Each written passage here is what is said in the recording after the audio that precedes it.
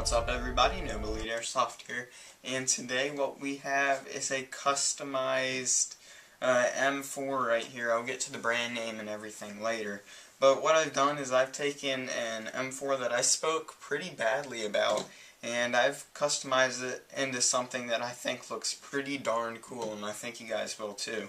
So pretty much what we had before was a CQB M4A4 type of gun. I'm sure you guys know what that looks like, and we've transformed it into an M4A1, and pretty much all that's doing is just adding rails to the handguard here and putting that longer barrel on there for a little bit more accuracy. So on this gun I've done a lot of upgrades, well, not many internally, but most of those have to do externally here. So it's a really cool looking gun, and it performs pretty well too. So like I said earlier, this was an M4A4, so it had this shorter handguard on it without any rails. I did this myself, but it didn't have any of those, so it was a little bit shorter, and the barrel did not come out very long at all. So this was a very short CQB gun. So I kind of wanted to transform this into something that's a little bit bigger and badder than what it was before. So let's just start on the externals, what I did on this gun. Obviously the main one was I completely redid the handguard and the barrel on this thing. So we have the handguard right here with a bunch of rails on it, and we also put this extended barrel on here. Now if you're wondering what handguard this is actually recycled parts from an old gun that I had.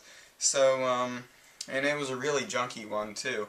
So if you guys have any guns that were really bad and you didn't know what you're doing when you first got into Airsoft and you bought yourself a really bad gun, you can actually strip it and use the parts on that gun for other guns that actually work, like this one does right here. So that's what I've done. I've taken an old handguard off an old gun and completely redid the front of this gun on here. So let's move back to the back on this gun where the less significant things are here. The first one that most M4s have is that retractable stock. So if you want to get into CQB or just any type of close quarters, you have that option to retract the stock there, so you can get the long range and the short range battles in without having to put the stock under your shoulder, which can be really annoying for the longer CQB games. Moving up here, it's just a standard stock grip right here, nothing very special about it. Then if you move up from that, you have that mock charging handle right here, which actually does open up that dust cover there. And if you open it up right here, you can find the hop-up unit, which, as I mentioned in the review of this gun right here, the hop-up is not the greatest, so that's really just a throwaway feature of this gun. If you guys want to go watch the review of this gun, I'll put a link to that right now so you guys can go watch it before I do show you anything else with this, so you guys can see exactly what I think about it before all this. So moving up from that, at the bottom here we have our waffle style mag here. That just makes it a lot easier to grab and get those quick mag changes if you need to.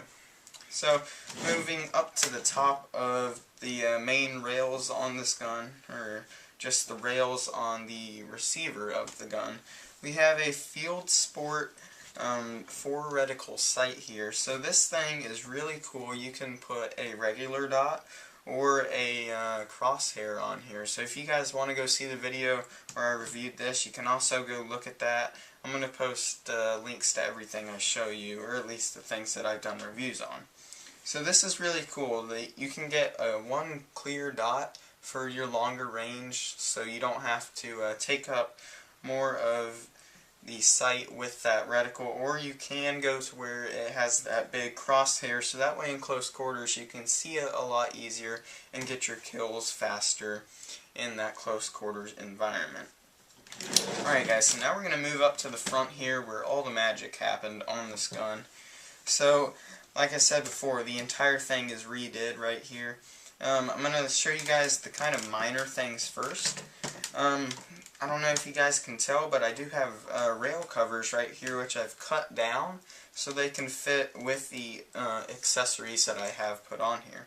So we have two rail covers right here just so it makes the gun more comfortable to hold if we're not using this folding grip right here. So let's talk about this folding grip right here. It's really cool. It's by CYMA. Again, you guys can go watch the video of that right now. What you do is you press this button on the other side and you can actually pull this thing back right here. So that might help you with the longer range shots. And then over here you get that vertical grip for your close quarter engagements. So the last thing on this side of the gun is this flashlight right here. Here's a little tip that most people aren't fully aware of. If you have some spare zip ties laying around, you can put these on your gun, and because most handguards have these little holes right here on the side, so you can actually feed it through that. And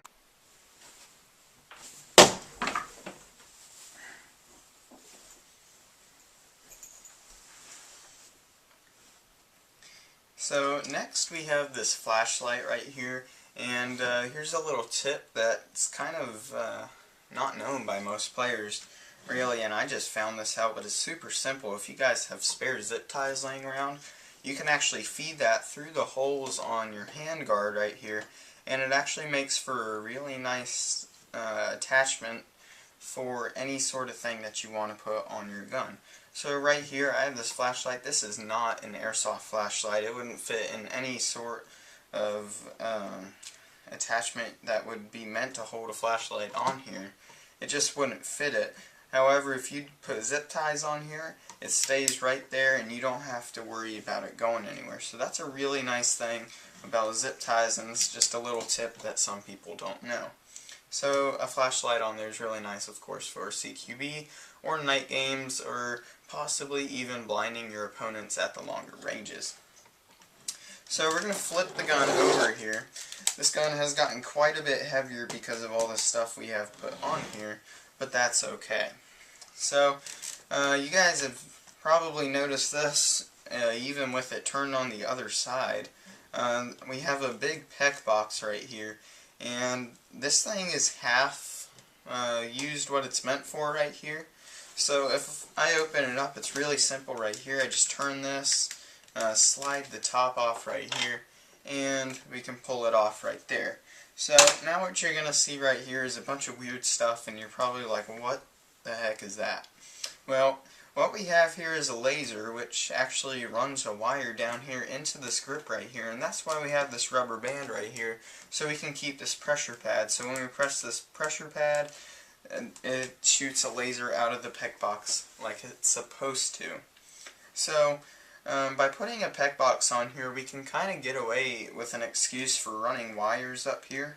It actually kind of makes sense when the wire is actually running down this way with batteries up in here. So we have this battery right here, and this is the battery storage for the gun. So because of this new handguard right here, a big battery like this will not be able to fit in here. So we've grabbed a PEC box from, again, an old gun that we've recycled onto this one, and we're able to put a battery in there. So this is the one very small internal thing, I guess you could say, I've done with the gun. So the stock battery that came with this gun was this one right here. This is a 8.4 volt battery right here. So I upgraded it to this one that you see, and this is a 9.6. So this little tiny battery got upgraded to the big one there, so that's giving me a lot of extra power in this thing. And then it's really easy to put it back on. You just clip it back on and then put the little nozzle over the top and twist it, and I'm done. So that's really all I've done to this gun here. It does look pretty cool. So yeah, that's all you get to look at for right now. So let's just bring it out to the range now and see how that accuracy and FPS is. Alright guys, so we are at the none other than the 50-foot range, and we're going to see if we can plink a couple of those tarps over there, and we're going to see how accurate this thing is. It's also going to give you guys a little bit of an idea of how much FPS this has by the time I pull the trigger, and how fast you can hear that target going off. Okay guys, we're going to be shooting semi-auto at this thing first. Just a little note, there is absolutely no wind today. It's raining a little bit, but that's okay. It doesn't affect our BB at all. So no wind at all to set this thing off course, and we're going to see how accurate it is at 50 feet here.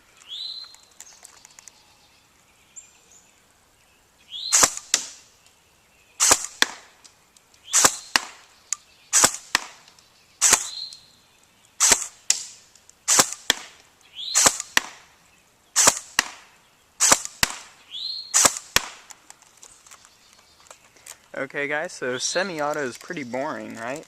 We're going to switch it over to the full auto with that new battery in there. We're going to see how well it fares previous to what it was. So let's see what it's like here. We're going to shoot, we're going to try to get around 3 to 5 shot burst in.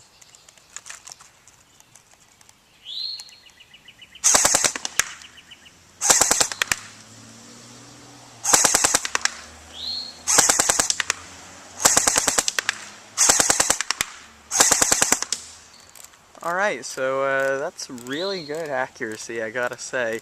The FPS on this thing is pretty shot, but that's to be expected with this close quarters combat rifle we have here, or what it used to be at least.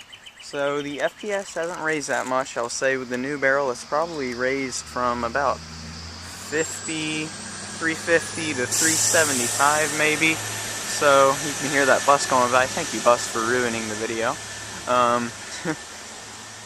Yeah, the FPS has risen a little bit, so I'm going to shoot in semi-auto a little bit more and give you guys a little bit of an idea from trigger pull to target how long it takes to get the BB there.